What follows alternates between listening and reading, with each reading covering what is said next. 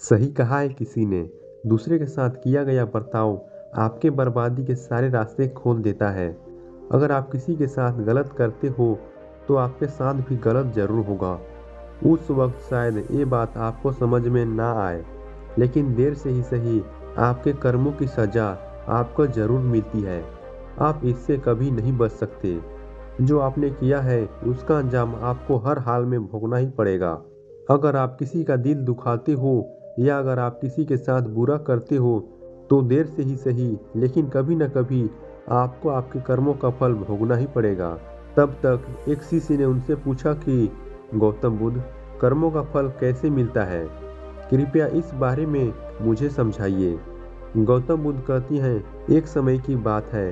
रामू और श्यामू नाम के एक गांव में दो भाई रहते थे।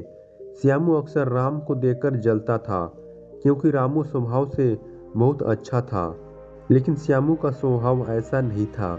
उसके दिल में दूसरों के लिए कोई दया नहीं था।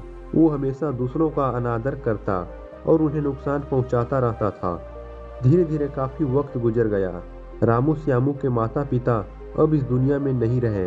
रामू ने खूब अच्छे से उनका अंतिम संस्कार किया और गांव वालों को भोजन के लिए आमंत्रित किया और ब्राह्मणों को दान दक्षिणा देकर उनको विदा दिया। वो हर साल माँ बाप की बरसी के लिए रामू हर साल पंडितों को दान देता और भोजन कराता, लेकिन श्यामू को यह बात पसंद नहीं। वो उसे अभी भी देखकर जलता।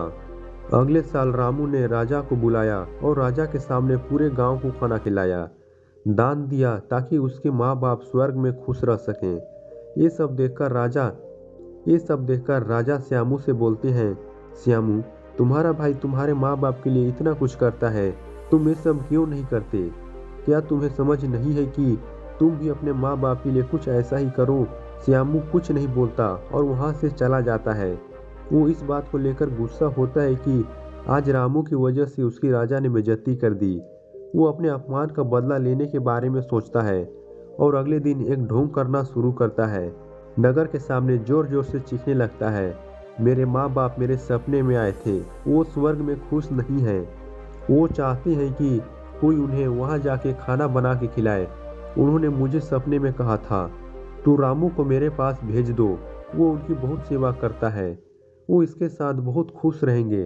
राजा कहती हैं, ये तो अच्छी बात है, लेकिन इसके लिए तो रामू को मरना पड़ेगा। रामू को सब समझ में आ जाता है। ये सब कहीं न कहीं उसको फंसाने की चाल है, लेकिन वो कहता है, चलो इसी बहाने मैं जरूर सेवा करके दिखाऊंगा। रामू मरने को तैयार हो जाता है। वो राजा से कहता है, राजा, आप अगले दिन नदी किनारे एक गांव का बंदोबस्त कराएं। मैं नाव से कूदकर नदी में अपनी जान दे दूंगा और फिर मैं स्वर्ग में जाके माँ बाप की सेवा करूंगा। राजा कहते हैं, ठीक है। अगले दिन ये सारे बंदोबस्त कर दिए जाते हैं। रामू नदी में कूद जाता है और सारे गांव में सबको पता लग जाता है कि अब रामू इस दुनिया में नहीं रहा। अब वो भी माँ बाप की सेवा करने के लिए स्वर्ग चला गया। श्यामू बहुत खुश था कि उसका इकलौता भाई दुनिया में नहीं रहा। जो भी राजपाट और जमीन है अब वो सब उसका मालिक बनेगा। धीरे धीरे काफी दिन गुजर चले। एक दिन अचानक से राजा के दरबार के बाहर रामू बैठा होता है और जोर जोर से रो रहा होता है। राजा के सिपाही दरबार में ले जाते हैं और बोलते हैं, ये चमत्कार कैसे हुआ? तुम जिंदा कैसे हो? ये सब क्या बला है? फिर रामू बताता है, मैं स्वर्ग में गया था, मैंने वहां देखा, लेकिन मेरे बाबा अब खुश नहीं है। वो मेरे पे गुस्सा हो रहे थे। उन्होंने मुझसे बोला, तुम्हें वैसे खाना बनाने भी नहीं आता, तुमसे अच्छा तो श्यामू है, वो अच्छा खाना बनाता है, इसलिए तुम जाओ और तुम उसे भेज दो।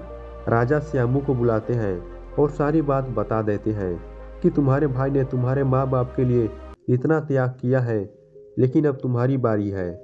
क्या तुम उनके लिए कुछ ऐसा नहीं करोगे? श्यामू को अब ना चाहती हुई भी आखिर एक काम करना ही पड़ा। अगले दिन फिर से सारी तैयारी कराई जाती है, लेकिन रामू ने सोचा कि अगले दिन मैं जाऊंगा ही नहीं, अगले दिन मैं शहर छोड़कर कहीं चला जाता हूँ। फिर रामू ने राजा को सारी बात बता दी थी।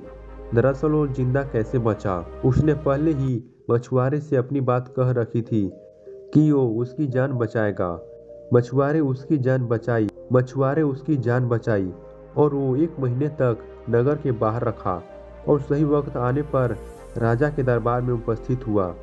वो ऐसा सिर्फ उसको सबक सिखाने के लिए करना चाहता था।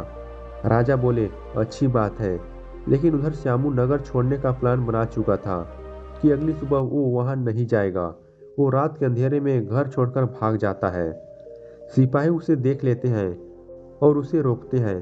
वो द्वारपाल के साथ लड़ाई करता है और एक को धक्का देकर वहीं गिरा देता है और पत्थर पर गिरने की वजह से उसे सिर को चोट लगती है और एक सिपाही वहीं मर जाता है।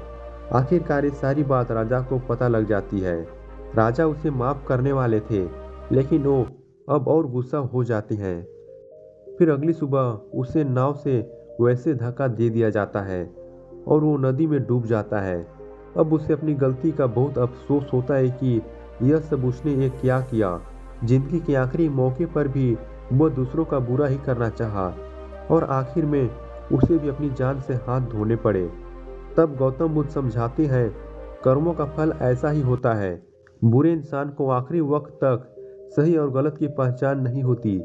जिंदगी ऐसी ही नहीं चलती, जिंदगी समझने की चीज है। उसने महात्मा से पूछा, कर्म कैसे बनते हैं? फिर महात्मा ने बोला, अच्छे कर्म बनने से पहले हमें इस पर ध्यान देने की जरूरत है कि आखिर अच्छे कर्मों बनने का रास्ता पहला पड़ाव क्या है। मनुष्य के द्वारा किए जाने वाले सभी कर्म उसके विचारों से निर्मित होते हैं। हमारी सकारात्मक या नकारात्मक सोच विचारों को जन्म देती है और वही विचार कर्म बनते हैं। इस तरह सोच सकारात्मक होने पर ही अच्छे कर्मों का निर्धारण हो सकता है। उसने फिर महात्मा से पूछा, पाप का फल कब मिलता है? फिर महात्मा ने बोला, पाप का फल किए गए कर्मों पर निर्भर करता है। यदि आपके द्वारा किए गए कार्य बुरे हैं और वो अच्छे कर्मों की तुलना में अधिक हैं, तो इसका फल आपको अगले जन्म में भोगना पड़ेगा। यदि बुरे कर्म कम हैं, तो इसका भुगतान आपको इसी जन्म में करना होगा। इस प्रकार यह चक्र चलता रहता है। जब तुम जिंदगी को समझते हो, तब तुम खुद को समझ पाते हो। तुम तभी देखोगे कि इस दुनिया में जितने भी जीव जंतु पेड़ पौधे हैं, सब तुमसे जुड़े हैं। उनकी रक्षा करना, उनके बारे में अच्छा सोचना और उनका भला करना भी तुम्हारी जिम्मेदारी है। जब तुम दूसरों के लिए अच्छा करते हो, तो बदले में तुम्हारे लिए भी अच्छा होता है।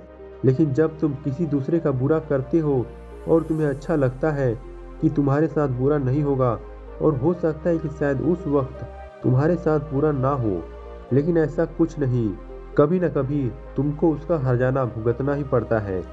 इसलिए तुम्हें यहाँ पे किसी का बुरा करने का कोई हक नहीं है।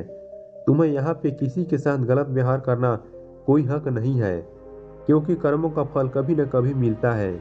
दोस्तों, मैं उम्मीद करता हूँ आपको इस कहानी से बहुत कुछ सीखने को मिला होगा। अगर आप लोग को वीडियो पसंद आया होगा तो वीडियो को लाइक करना, सब्सक्राइब करना और वीडियो को अपने दोस्तों के साथ शेयर जरूर करना। तो चलिए मिलते हैं किसी और वीडियो में। तब तक के लिए कीप इंस्पायरिंग। अपना ख्याल रखिए।